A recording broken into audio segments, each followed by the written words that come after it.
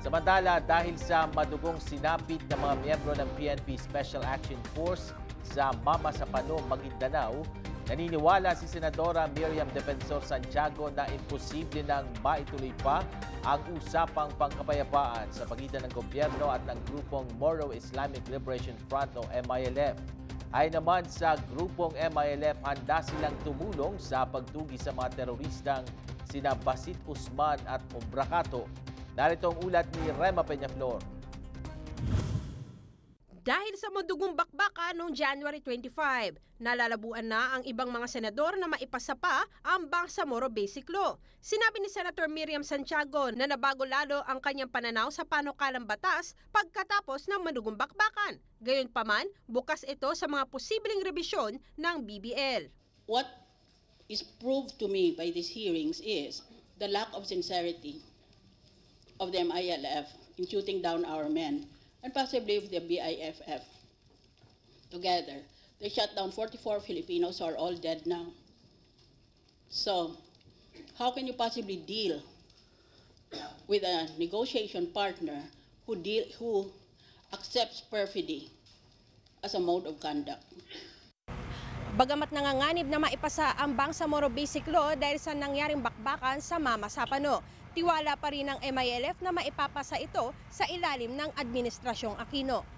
Iginiit ng Moro Islamic Liberation Front o MILF na wala ng ibang alternatibo para sa kapayapaan ng Mindanao kundi ang maipasa ang panukalang batas. Ang kailangan nito kung kaya as soon as possible. Kung sana within first quarter ng 2015 may pasa na yan eh.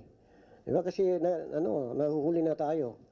Hindi nayanig na malagim na bakbakan sa Mama sa Pano ang pakikipag-ugnayan ng MILF sa pamahalaan. Sa halip, inihayag ng tagapagsalita nito na mas lalong umigting ang kanilang tiwala sa national government. Alam mo, yung nangyari na ito, yung trust namin sa presidente, lalong nadagdagan eh. At saka yung sa counterpart namin sa government, nadagdagan yung trust namin sa kanila. Kasi nakikita namin seryoso sila. Sa naging pagdinig sa isyu ng Mama sa Pano, kinwestiyon ng mga mambabatas ang sinseridad ng MILF sa usapang pangkapayapaan.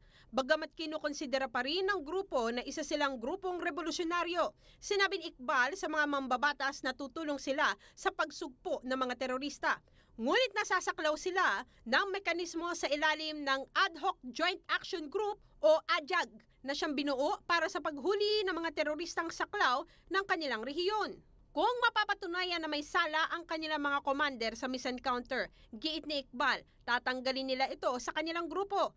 Nabuo ito kasama ng usaping pangkapayapaan sa pamahalaan. Kasabay nito, nanawagan ng grupo na magbuo ng isang independent body na mag-iimbestiga sa misencounter ng mga Special Action Forces ng Philippine National Police at ng MILF at ng iba pang mga terror groups.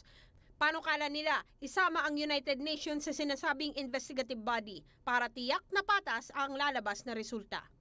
Mula dito sa Senado, ito po inyong kaibigan, Rema Peñaflor, para sa Newsite.